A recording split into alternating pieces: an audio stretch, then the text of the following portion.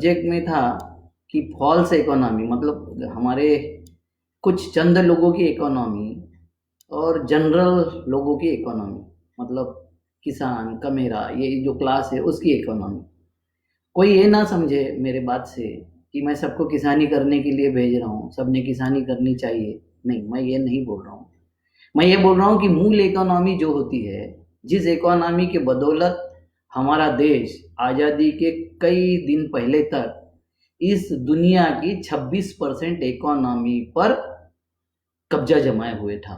हमारे देश को सोने की चिड़िया बोला जाता था। जिस वक्त हम ये जो ये है तथाकथित कट्टर हिंदूवादी और इस्लामिक जो भी है, वो जो बोलते हैं कि हमको बहुत लूट लिया, मुगलों ने ऐसा किया, उसने ऐसा किया। मुगलों के पूरे कार्यकाल में जब तक चलता रहा सिक्का, हमारी रूरल इकोनॉमी टूटी नहीं थी, एग्रीकल्चर इकोनॉमी टूटी नहीं थी, तो वर्ल्ड के इकोनॉमी में हमारा 26% शेयर था। आपको इस बात से शुरुआत करके ये समझना चाहिए कि जीडीपी, सेंसेक्स, ब्रांडिंग, ये जो अर्थशास्त्र है, ये जो हमको अर्थशास्त्र बताया जा रहा है गत कुछ दिनों से, 20-25 सालों से, इस पर आधारित ही अर्थशास्त्र हमको बताया जाता है। हमको बताया जाता है सेंसेक्स क्या हो रहा है, सेंसेक्स कितना बढ़ रहा है, कितना डाउन हो रहा है, जीडीपी क्या बोल रहे हैं, जीडीपी की ग्रोथ क्या बोल रही है, कैसी बोल रही है, और ब्रांड क्या बोल रहे हैं। मतलब हमको किसानी उपज खरीदते वक्त, किसानों का कोई भी चीज़ हम खरीदते वक्त उसका दाम लगाते हैं। थोड़ा भी दाम बढ़ जाए तो हम चिल्लप को शुरू कर देते हैं, हम रास्ते पर आ जाते हैं कि टमाटर के दाम कितने बढ़ गए, प्याज के दाम कितने बढ़ गए, इसके दाम। हमने कभी हमने कभी इसके दाम के बारे में सोचा? हमने कभी कोल्ड ड्रिंक्स के बारे में बात, इसमें दाम के बारे में सोचा? क्यों नहीं सोचते हम ये इसलिए नहीं छोड़ते कि हमारी जो शिक्षा प्रणाली है, वो शिक्षा प्रणाली मेहनत से उत्पादित वस्तु और कम मेहनत से और ज्यादा लागत से उत्पादित वस्तु, इसमें बहुत हमने फर्क कर दिया है। हम थोड़ा डिटेल में देखेंगे, संख्या भी देखेंगे। मुझे थोड़ा परमिशन देना, नीचे मैं स्टेटिस्टिक रखा हूँ, वो स्टेटिस्टिक को मैं जब बताऊंगा तो मैं नीचे देखने की अनुमति चाहूंगा आपसे, क्योंकि सारे स्टैटिस्टिक ऐसे याद नहीं रह सकते और उसमें कोई गलती नहीं होना चाहिए। तो जीडीपी वाला एक सेंसेक्स और ब्रांड वाला एक अर्थशास्त्र है। दूसरा अर्थशास्त्र है कृषि, कुटीर उद्योग और ग्राम उद्योगों का एक अर्थशास्त्र है हमारे देश में। आपने देखा होगा इस संकट काल में भी हमारे कौन से उद्योग चालू है? तो कृषि उद्योग चालू है। हमारे कौन से उद्योग चालू है? तो जिसमें मैन पावर इन्वॉल्व है ऐसे उद्योग चालू है। जिसमें सॉफ्टवेयर डेवलपमेंट का भी उद्योग, इसमें मैन पावर इन्वॉल्व होता है। मगर जहां मैन पावर इन्वॉल्व नहीं है, ऐसे जो उद्योग है वो सारे उद्योग अभी शट डाउन हो चुके हैं। आपको पता है दुनिया के फोर्ब्स की जो लिस्ट होती है उसमें से 226 लोगों को आउट कर दिया है। अंबानी जैसे और बिल गेट्स जैसे जितने लोग हैं, इन लोगों की जितनी प्रॉपर्टी थी, जितनी संपदा वो गिना रहे थे, वो आधे पे आ गई है। सबकी वर्थ जो है वो आधे पे आ गई है। एक झटका आपकी संपत्ति को आधे पे ला सकता है। ये झटका सहने की ताकत अगर आपके इसमें नहीं होगी तो ये नकल है कि नहीं, ये नकली है कि नहीं, बनावटी है कि नहीं। हम क्या बोलते हैं कि जो पुराने लाल माटी का पहलवान होता था वो आसानी से किसी से हारता नहीं था। मगर जो अभी है पहलवान, अभी जिस तरीके के जिम के पहलवान आ जाते हैं और उनकी बॉडी भी जल्दी खराब होती है और बॉडी पे असर भी जल्दी होता है, उनकी फिजिक्स के असर होता है। तो ये बात है कि मूल भावना, मूल देश की जो असेट है, मूल देश की जो ताकत है, उसके साथ में हम जब नहीं चलते और बनावटी हम दाम बढ़ा देते हैं, जैसे एक पेन का दाम लाख रुपए भी हो सकता है, एक टी शर्ट का दाम 10-20-25 हजार रुपए भी हो सकता है। ये क्या है? Brand value. जैसे ब्रांड वैल्यू आपने देखा होगा कि आपका जो विजय मल्ल्या है, उसका किंगफिशर नाम का एक ब्रांड था, उसकी ब्रांड वैल्यू 600 करोड़ बढ़ा दिया और उसको बैंक ने 600 करोड़ लोन दे दिया। और जैसा ही विजय मल्ल्या का चरिश्मा टूटा, वो किंगफिशर का कोई 2 रुपए में भी नहीं खरीदने को तैयार होगा। तो ये ब्रांड वैल्यू बढ़ाता कौन है? जो ऐसी इकोनॉमी के पीछे भागते हैं जिस इकोनॉमी में पैसा ये प्रमुखता में है। 30 साल पहले हमने देखा होगा कि हमारे गांव में काम करने वाले सारे बारह बलूतेदार, हमारे साथ में संबंध रखने वाले हमारे लोग, ये सारे हमसे अनाज मांगते थे, हमसे हर वक्त जो सीजन में जो अनाज आता था वो मांगते थे और उसके अगेंस्ट में आपके साथ काम करते थे, आपको सेवाएं प्रदान करते थे। मगर हमारी व्यवस्था ने, जिस व्यवस्था को हम ग्लोबल अर्थशास्त्र और ग्लोबल व्यवस्था बोलते हैं, उस व्यवस्था ने हमारे उपज का दाम ही जीरो कर दिया। हम जो उत्पादन करते हैं, आज हमारा जो काम करता है खेती पर, वो बोलता है वो अनाज आपके पास रखो, हमें कितने पैसे दोगे बोलो। तो अभी वैल्यू किस पे ये हो गई है, जो जीवनावश्यक वस्तु थी, जीवन उपयोगी वस्तु थी, आज के तारीख में पैसे का काम है या हमको सब्जी का, अनाज का, दवाई का, इसका काम है? किस बात का काम है? आपके पास में करोड़ों रुपए हो और वस्तु मार्केट में अवेलेबल ना हो तो आपके किसी काम की है? वो पैसा किसी काम का है? नहीं है। तो कौन सी इकोनॉमी हमारे लिए पोषक होगी और कौन सी इकोनॉमी हमको शोषण कर रही है, इसको समझने की जरूरत है। मैं एक सवाल आपसे पूछता हूं कि कितने लोग छाती ठोक कर ये बोल सकते हैं कि वर्तमान शिक्षा नीति जो है हमारी एजुकेशन पॉलिसी, क्योंकि सब जो निर्माण होता है वो एजुकेशन से निर्माण होता है। देश बनता है, समाज बनता है तो शिक्षा विधि से बनता है।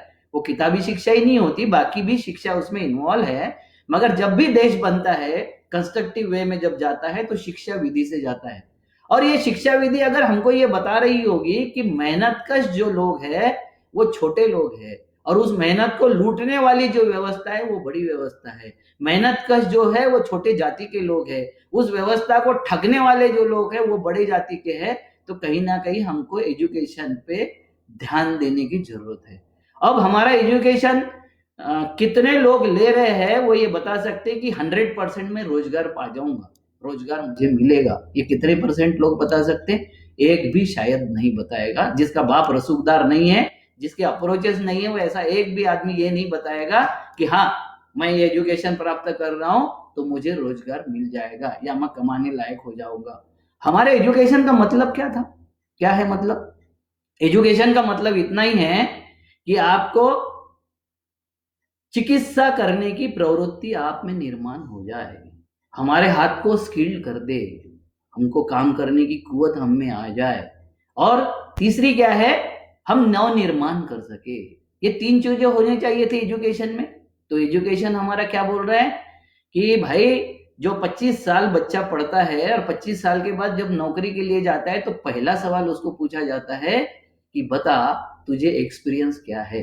तो 25 साल हम जिस युवा को एक्सपीरियंस नहीं दे सके, जो रोजगार के लिए उसको तैयार नहीं कर सके, उसको चिकित्सा के लिए तैयार नहीं कर सके, ये जो भक्तों की फौज और बाकी जो फौजें दिख रही है वो गलत शिक्षा और दीक्षा का ही परिणाम है।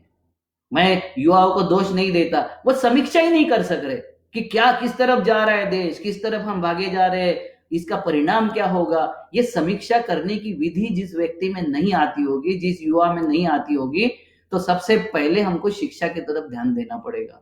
जो हमारी शिक्षा है वो शिक्षा हमको समीक्षा करना नहीं सिखाती, हमको बोलती है श्रद्धा रखो, हमको बोलती है मान लो।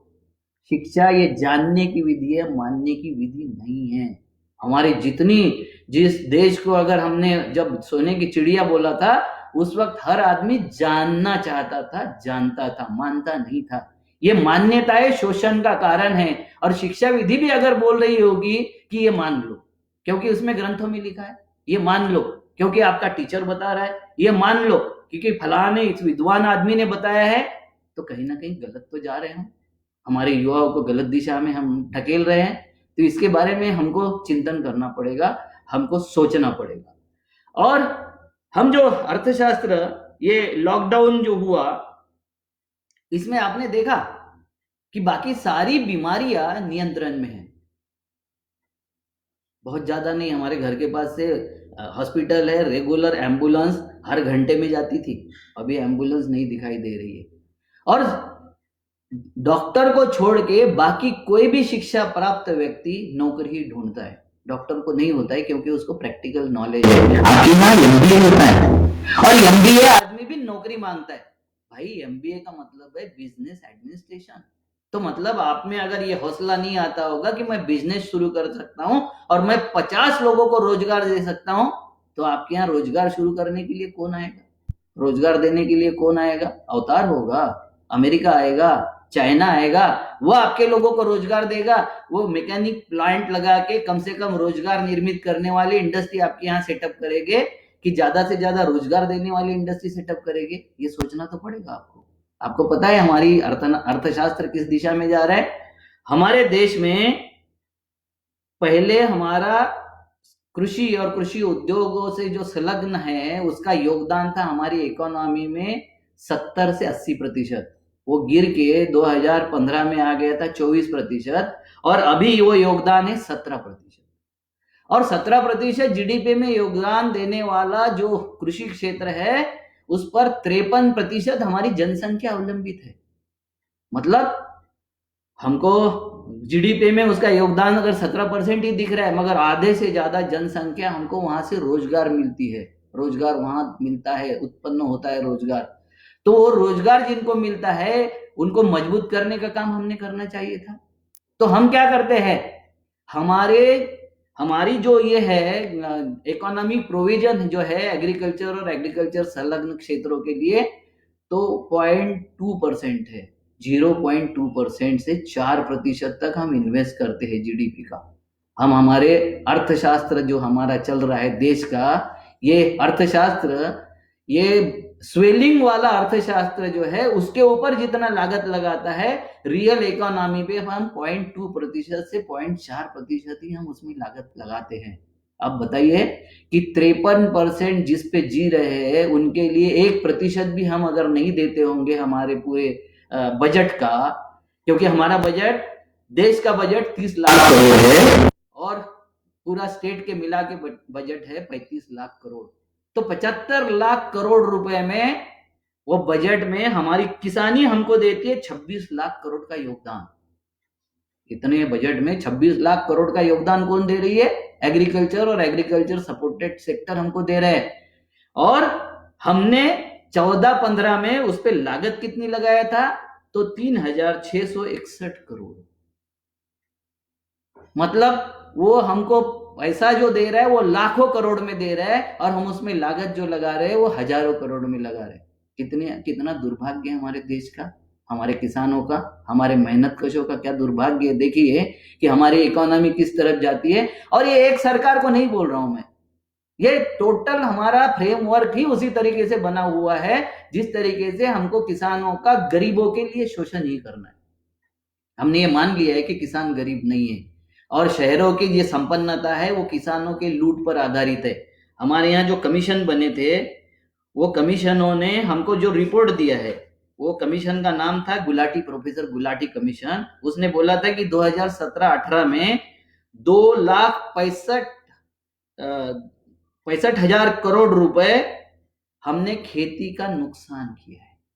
मतलब उसके जो लागत लगी है उसके लागत मूल्य का हमने जो दाम नहीं दिया है, एमएसपी में जो हमने घालमेल किया वो 2,65,000 करोड़ है। और 2001 से लेकर 2015 तक हमने जो उनका शोषण किया वो 45 लाख करोड़ का शोषण कर लिया।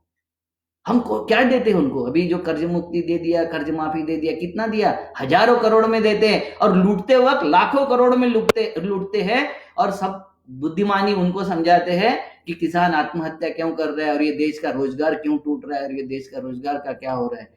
ये कोरोना के बारे में आपको एक ध्यान पूर्वक देखना चाहिए, समझना चाहिए कि इसके बाद नकली रोजगार जैसा मंदी आई थी अमेरिका में, उस मंदी को हटाने के लिए उनको बेसिक इंफ्रास्ट्रक्चर और बेसिक उद्योग पर ध्यान देना पड़ा था, वैसा ही हमको देना पड़ेगा। वर्तमान सरकार उस पर क्या करेगी क्या नहीं मुझे मालूम नहीं, मगर इस देश के युवाओं को ध्यान रखना पड़ेगा कि बेसिक उद्योग जो हमारे हैं, जो उद्योगों में बनावटी कुछ नहीं होता, दिखावटी कुछ नहीं होता, वो ऐसा है कि मैं दिखा रहा हूं नहीं, मैं देख रहा हूं। बाप दिखा नहीं तो श्राद्ध कर वाले जो उद्योग है हमारे, उस उद्योगों से ही हमारी संपन्नता बढ़ सकती है। एक अर्थशास्त्र मैं जानता हूं, डॉक्टर मनमोहन सिंह जी ने जब मंदी आई थी, पूरी दुनिया में मंदी आई थी, उस वक्त हमारे यहाँ मंदी नहीं आने दिए थे, क्योंकि उन्होंने अभी के जो इकोनॉमिस्ट है, अभी का जो अर्थ मंत्री है उनकी मैडम जी, जिन्होंने इंडस्ट्रियल सेक्टर को तो बहुत छूट दे दिया, इंडस्ट्रियल सेक्टर को टैक्सेस में छूट दे दिया, प्रमोशन में छूट दे दिया, बैंकों से उनको प्रमोट करने में आर्थिक नियोजन कर दिया। मैडम जी किसी भी पैसे वाले के पास जब पैसा आता है तो वो मार्केट में खरीदी के लिए नहीं जाता है। पैसे के मार्केट में खरीदी के लिए वही आदमी जाता है जिसके पास में पैसा नहीं है। एक गरीब के पास में जब पैसा जाता है तो वो तुरंत कपड़े खरीदने के लिए मार्केट में जाता है, वो तुरंत अपने बच्चों के लिए कुछ खरीदने के लिए मार्केट में जाता है, वो तुरंत जितना कुछ खरीद सकता है वो खरीदता है। और जिसका परिणाम है कि मार्केट रन होने लगता है, मार्केट में पैसा आने लगता है। आपने ठीक उसका उल्टा किया। आपने जो भी किया वो बिल्कुल इस भावना के विपरीत किया जिस भावना में आपको मार्केट के वो बाउंस देना चाहिए था। अब तो सुधरिए, अब तो देखिए ये सारा कोलैप्स हो रहा है। ये सबका सब जिसको आप जीडीपी और सेंसेक्स बता के ठग रहे थे हमको सबको, वो अभी कोलैप्स हो रहा है। बड़े बड़े लोग कोलैप्स हो रहे हैं, उसके तरफ आपको ध्यान देना चाहिए। हमको लड़कों को ध्यान देना पड़ेगा। देखो मैं पहले से बोल रहा था कि 2024 में WHO की रिपोर्ट के अनुसार हमारे देश में 82% लोग ये ऐसे बीमारियों से ग्रसित होंगे जिसके हमारे पास दवाई भी नहीं होगी। 4 साल पहले वो संकट आ गया। मैं गत 2 सालों से बोल रहा हूं ये बात, और 4 साल पहले वो संकट हमारे दरवाजे पर है। आज के तारीख में पूरी मानव प्रजाति संकट में है, और इस वक्त भी हम कैजुअल ले रहे हैं उसको। इस वक्त भी हम सीरियसली बात नहीं कर रहे, सीरियसली हम ध्यान नहीं दे रहे। ये दुर्भाग्य ही होगा हम लोगों का कि हम उसके तरफ ध्यान नहीं देते। हमारी जो वर्तमान शिक्षा नीति है उसने शिक्षित व्यवस्था ने श्रम और कृषि उत्पादन का अवमूल्यन कर दिया। जैसा हम खरीदते हैं 12 रुपए 15 रुपए गेहूं खरीदते हैं और उसको 2 रुपए में बेच देते हैं। अब जिसके उत्पाद का मूल्य ही हमने इतना गिरा दिया होगा, उस उत्पाद का कैसे वो जिएगा? वो उत्पादन करने वाला आदमी कैसे जिएगा? जी सकता है क्या? कोई भी आदमी जिसका प्रोडक्शन कॉस्ट अगर किसी वस्तु का 1000 रुपए है और वो वस्तु अगर बाजार में उसको 100 रुपए में और 150 रुपए में बेचने की नौबत आ जाए तो क्या वो इंडस्ट्री जिंदा रहेगी? और इतना करने के बाद भी पूरी आजादी के 70 सालों में भी हमारा एग्रीकल्चर सेक्टर जिंदा है। कितना दम है देखिए उसमें, उस सेक्टर में कितना दम है। हमने फूड इंडस्ट्री में कभी कोई लागत मूल्य उसमें पंप नहीं किया, पैसा हमने उसमें पंप नहीं किया। हमारी करोड़ों टन सब्जियां, करोड़ों टन फल सड़ जाते हैं। हम इसको बाहर भेज सकते थे कि नहीं? उसको विष मुक्त बना के उत्पादन को कंट्रोल करके, अरे अमेरिका जैसा देश किसानों का जब उत्पादन ज्यादा बढ़ जाता है तो किसानों को जमीन खाली रखने के लिए पैसे देता है। क्यों? क्योंकि एग्रीकल्चर प्रोडक्शन ये आपने स्टोर करके रखा और किसानों का अगर आपने शोषण कर लिया, किसानों को दाम कम दिया, तो अगले बार वो फसल नहीं लेता है उस तरह की। और जो फसल नहीं लेता है तो मार्केट में आपके रोज की खाने की चीजें अवेलेबल नहीं होती, आपका मार्केट कोलैप्स हो सकता है। ये बात को हमको ध्यान रखना पड़ेगा। दूसरी बात आप देखिए कि ये जो हमारी संस्कृति जिसको चल रही है, ये हमारी संस्कृति लुटेरों की संस्कृति हमने एक्सेप्ट कर ली है, जिसको हम ग्लोबल इकोनॉमी बोलते हैं। अरे ग्लोबल इकोनॉमी वाला अमेरिका इस संकट काल में किस परिस्थिति से जूझ रहा है? किस परिस्थिति से जूझ रहा है? कुछ नहीं है उसके पास में। जो डॉलर थे, डॉलर से क्या खरीदेगा? धमकी देना पड़ता है एक दवाई के लिए, एक वस्तु के लिए धमकी देना पड़ता है। कोई भी अगर चीज चाहिए तो उत्पादन नहीं होगी, एक दिन में नहीं होती कोई चीज उत्पादन। उसके लिए हमको श्रम करना पड़ता है। कोई भी उत्पादन जब श्रम पूर्वक होता है तो वो चिरंतन काल तक टिकता है। जो उत्पादन ऐसे ही हो जाता है, हवा में हो जाता है, उसकी लाइफ कुछ नहीं होती। उस भी इकोनॉमी की भी लाइफ कुछ नहीं होगी जो ऐसी इकोनॉमी हवा में चल रही है। हमारे बलस्थान जो है, हमारे देशों को अपने बलस्थानों को पहचानना पड़ेगा। पहला बलस्थान हमारा है जनसंख्या, दूसरा बलस्थान है हमारी जैविक विविधता, तीसरा हमारा बलस्थान है कि हम 3 मौसम की वजूद रखने वाले देश है। हमारे यहाँ सारे दुनिया की जितनी गोरे से लेके काली तक और मंगोलियन तक सारी रेज मिलती है, तो सारे दुनिया के स्पाइसेस भी मिलते हैं। हमारे यहाँ निश्चित मौसम है, गर्मी, बारिश और सर्दी। ये 3 मौसम दुनिया में कहीं नहीं है। हमारे आसपास के टेरिटरी को छोड़ दो, जो हमारा ही हिस्सा थे पहले, उसको अगर छोड़ दो तो बाकी हमारे पास में ऐसे मौसम का, ऐसी जैव विविधता का, जहां हमारे यहाँ एक 10 बाय 10 का पैरापिट का अगर जंगल में ये किया, ट्रायल पिट किया, तो उसमें हमारी 32 से लेके 126 तक जैविक विविधता की वनस्पतियां मिलती थी। और हमने ऐसे ऐसी बीज ला लिए, ऐसे ऐसी वस्तुएं ला ली, ऐसे ऐसे जहर ला लिए कि वो जैविक विविधता ही हम समाप्त करने जा रहे हैं। जो हमारे बल स्थान है उसको मारने के लिए हमारी ये तथाकथित भ्रष्ट और फ्रॉड व्यवस्था है, वो व्यवस्था में हमने एंटर करके हमारा ही बल स्थान समाप्त करने का काम किया। आप बताइए, ये देश में जितना रिक्शे वाला असुरक्षित है आर्थिकता में, उतना ही अंबानी भी असुरक्षित है। अरे कहाँ उसकी प्रॉपर्टी थी प्रोब में, कहाँ कितने अरबों करोड़ों खरबों की बात करता था, आधे पे आ गई। और कब उसमें 1/4 पे आ जाएगी, कोई भरोसा है? कोई भरोसा नहीं है। क्योंकि वो जो धंधा करता है उस धंधे का ही कोई भरोसा नहीं है। मैं इसीलिए बोलता हूं कि रिक्शे वाला जितना असुरक्षित है, उतना ही हमारा अंबानी भी असुरक्षित है, और उतना देश का कोई भी आदमी असुरक्षित है। जो असुरक्षितता है वो संग्रहण करवाती है, स्टोरेज करवाती है। और स्टोरेज फिर होना शुरू हो जाता है तो फिर ऐसा बोलना पड़ता है कि देश की 85% साधन संपदा 2% लोगों के कब्जे में, और 98% लोग बाकी के 15% पर संघर्ष करते रहते हैं। ये कैसी इकोनॉमी है? ये कैसा अर्थशास्त्र हमने अडॉप्ट कर लिया? ये अर्थशास्त्र कैसा, किस तरीके का अर्थशास्त्र है कि जिसमें आपसी ही संघर्ष मच जाए, आपस में संघर्ष मच जाए, और किसी को अपना शेयर ही ना मिले, कोई भी सुरक्षित ना हो। ये अर्थशास्त्र को हमको गौर से देखना पड़ेगा। उसके बाद हमारे जो बलस्थान और है वह है कृषि, वह है हमारा गौपालन, वह है हमारा गृहोद्योग, वह है हमारी कुटीर उद्योग। और इसको हम सहूलत नहीं देते, उसको हम बैकअप भी नहीं देते, हम उसको पुशअप भी नहीं देते।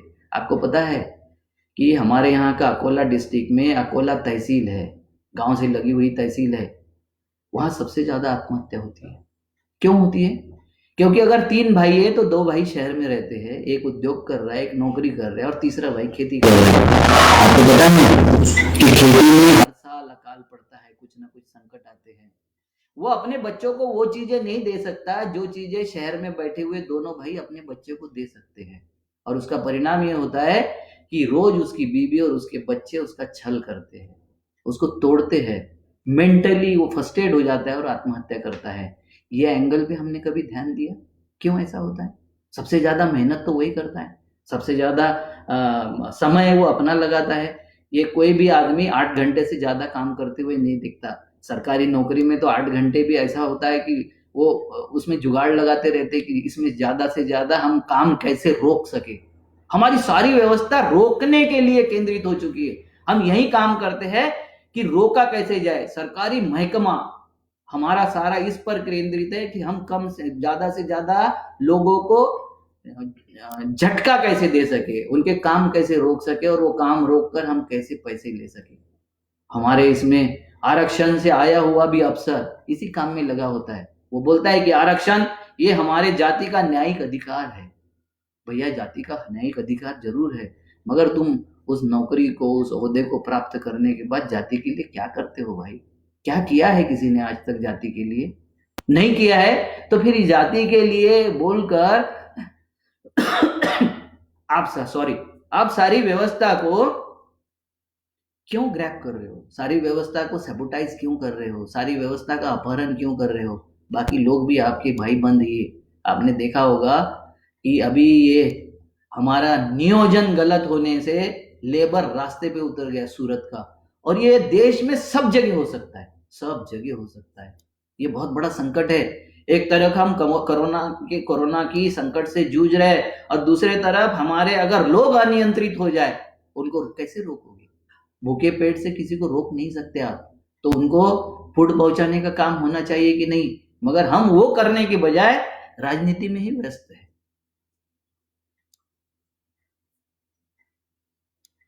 हर चीज की राजनीति बंद होनी चाहिए, बिल्कुल बंद होनी चाहिए। हमारे देश में अगर ये ऐसा ही चलता रहा, हर बात की राजनीति करने का काम चलते रहा, कोरोना का हम धर्म ढूंढते रहे, उसका कलर ढूंढते रहे, तो कोरोना से सामना हम नहीं कर सकते। मैं किसी को क्रिटिसाइज नहीं करना चाहता, मैं कुछ और फिगर्स आपको बता के कुछ उपाय बताऊंगा कि जो बताया था गुलाटी जी ने कि गरीबों को सस्ते अनाज देने के नाम पर हमने कृषि क्षेत्र की रीढ़ तोड़ दी है, पूरी पूरी की पूरी। और कृषि उपज का मूल्य निर्धारण ऐसे लोग करते हैं जिसका कृषि से कोई लेना देना नहीं है। ये अकेली इंडस्ट्री हमारे देश की जिसका मूल्य निर्धारण उस क्षेत्र से संबंधित लोग नहीं करते। कितनी बड़ी त्रासदी है, कितना बड़ा संकट है। हमारे यहाँ OECD ICRIER ये संस्था है, उसने बताया है कि हम जो सब्सिडी देते हैं वो दूसरे हाथ से उससे दुगना निकाल देते हैं किसानों से। सब्सिडी का नाम है, मगर हमने उसका दोहन जो किया, मैंने अभी बताया था कि 15 लाख करोड़ से ज्यादा का हमने दोहन कर लिया। सब्सिडी कितनी थी वो जरा देख लो, उस सब्सिडी में फ्रॉड कितने हुआ ये भी देख लो। तो किसान भाइयों, किसान पुत्रों, ये देश को संभालने का मेन जिम्मा आपका रहेगा, आपको संभालना पड़ेगा। ये देश की रियल इकोनॉमी आपके हाथ में है। आज दूध वाले का दूध बिक रहा है, सब्जी वाले की सब्जी बिक रही है, अनाज वाले का अनाज बिक रहा है और मेडिसिन वाले का मेडिसिन बिक रहा है। बाकी कुछ बिक रहा है, बाकी कुछ उत्पादन हो रहा है। सबको चिंता क्या है, आने वाले फसल के लिए कैसा हम उनको सुविधा दे नहीं रहे सुविधा, मगर चिंता तो व्यक्त कर रहे। कोई ये नहीं बोल रहा है कि हमारी इंडस्ट्री में स्कूटर कैसे पैदा होंगे और कार कैसी पैदा होगी और फ्रिज कैसे पैदा होगी और एसी कैसी पैदा होगी, इसकी कोई चिंता कर रहा है? अभी बोल रहा है कोई चिंता करने की? नहीं। तो पैसे का कितना महत्व है, हर व्यक्ति के पास से मौत होके गुजर रही, पास से होके गुजर रही है। इस वक्त तो समझना चाहिए ना कि पैसे से नहीं बच सकते हम किसी धर्म से नहीं बच सकते, हम किसी वर्शिप से नहीं बच सकते, हम किसी की जाति विशेष से नहीं बच सकते, हम किसी धर्म विशेष के, भाषा विशेष के लोग हैं इसलिए नहीं बच सकते। ये बच सकते हैं तो हम नियमों का पालन करने से बच सकते हैं, नेचर के साथ चलने से बच सकते हैं। कोरोना हमारे लिए दुर्घटना कम कर दिया और कोरोना हमारे लिए स्टार्टअप का काम किया है। नेचर के लिए वो रीसेट कर रहा है खुद को, क्योंकि नेचर खुद को रीसेट करता है। उसमें आप जिंदा रहो कि ना रहो, ये नेचर को उसकी कोई चिंता कभी नहीं होती। इसमें मुझे पता है कि बहुत सारे चीजें जरूरी है। ये पहली चीज तो है कि आवश्यक कानून अधिनियम को हमको रद्द करना पड़ेगा। अगर भविष्य की इकोनॉमी हमको संभालनी है तो जीवनावश्यक कानून अधिनियम को समाप्त करना पड़ेगा। एपीएमसी कानून में बहुत बड़े बदलाव लाने पड़ेगी। आज वो किसानों को लूटने की व्यवस्था हो चुकी है, ये दो बदल करने पड़ेंगे। और देश के युवा हो, किसानों से उत्पादित माल, किसानों के माल पर प्रोसेसिंग, उसका मार्केटिंग, उस पर अगर ध्यान दोगे तो जिस सेक्टर में 53% लोग पेट भर रहे आज, उसमें 63% और 93% होने में बहुत देर नहीं लगेगा। आज भी इतनी सारी स्पेसीज हमारे देश में अवेलेबल है जिसका सबका एक्सपोर्ट हो सकता है। हम स्कूटर एक्सपोर्ट नहीं कर सकते, कार एक्सपोर्ट नहीं कर सकते, ये इंडस्ट्रियल उत्पाद का एक्सपोर्ट नहीं कर सकते। हम सॉफ्टवेयर एक्सपोर्ट कर सकते हैं, हम एग्रीकल्चर प्रोडक्ट एक्सपोर्ट कर सकते हैं, हम कुटीर उद्योग के प्रोडक्ट एक्सपोर्ट कर सकते हैं, हम ग्रामोद्योग के प्रोडक्ट एक्सपोर्ट कर सकते हैं। एक बांस का उत्पादित जो फिनिश प्रोडक्ट है बांस का, हमारे देश में दुनिया से सबसे ज्यादा बांस की प्रजाति है, 350 प्रजाति हमारे देश में है, मगर बांस की जो प्रोडक्शन है वो हमारे निगेटिव सूची में है।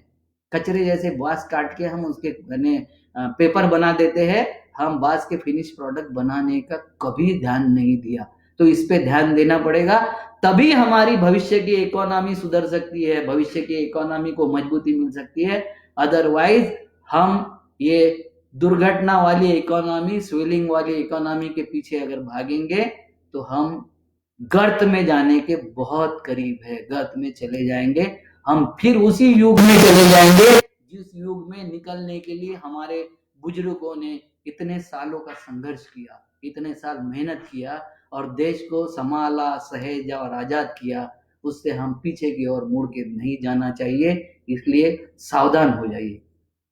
इसमें बहुत सारे प्रश्न आएंगे, इसमें बहुत सारे फैक्टर मैं इतने समय में इससे ज़्यादा और नहीं बता सकता, मगर एक बात और बता देता हूँ आपको कि इस लॉकडाउन में आप चिंतन कीजिए, आप विचार कीजिए कि हमको किसी की भी भक्ति करके क्या मिला। चाहे वो भगवान की भक्ति हो, चाहे व्यक्ति की भक्ति हो, चाहे नेताओं की भक्ति हो, चाहे व्यवस्था की भक्ति हो, भक्ति किसी की नहीं होनी चाहिए। चिकित्सा होनी चाहिए, निरीक्षण होना चाहिए, परीक्षण होना चाहिए और सर्वेक्षण होना चाहिए। ये तीनों शब्दों को हमको समझ के जब तक हम नहीं करेंगे तो हम मान्यताओं में ही मरते रहेंगे। जानकर जीने में हम कभी सक्सेस नहीं हो सकते हैं। मैं इतना ही कहता हूँ और आपसे विदा लेना चाहता हूँ। कुछ सवाल लाइव अगर आए होंगे तो उसके जवाब मैं दूंगा, अदरवाइज जवाब का सेशन मैं कल फिर 7 बजे आपके पास में आके फिर से जवाब देने का प्रयास करूंगा। यथाशक्ति जैसा हो सकता है मैं जवाब देने का प्रयास करता हूँ। ज़्यादा से ज़्यादा लोग इसमें मैंने लाइव में ज्वाइन करवाइए। वो इसलिए कि मैं अकेले के लिए, मेरे लिए नहीं बोलता हूँ। मुझे अपने अकेले के लिए क्या बोलना है और क्या करना है, मैं अपने सब साथियों के लिए बोलता हूँ। जो कुछ हुआ है, जो मुझे लाइक करते हैं साथी, मेरी बात को समझते हैं, उनको मैं आग्रह करता हूँ विशेष तौर से कि इसको धीरे धीरे समाज में स्प्रेड करिए। जो गलत शक्तियाँ है वो स्प्रेड करने में 5 लाख लोग कमिटेड करके और उनको पेमेंट देके करती है, और एक झूठ को स्थापित करने में 100 बार बताना पड़ता है। हम तो सच बता रहे हैं ना, जो भी बता रहे हैं वो सच है कि नहीं। अगर ये सच नहीं होगा तो फिर बिल्कुल काम मत कीजिए, फिर इसको सहयोग न मत कीजिए। मगर अगर ये सच है तो हमारे लिए, हमारी आने वाली पुश्तों के लिए, हमारे देश के लिए इसको करने की आवश्यकता है। नमस्कार, जय हिंद।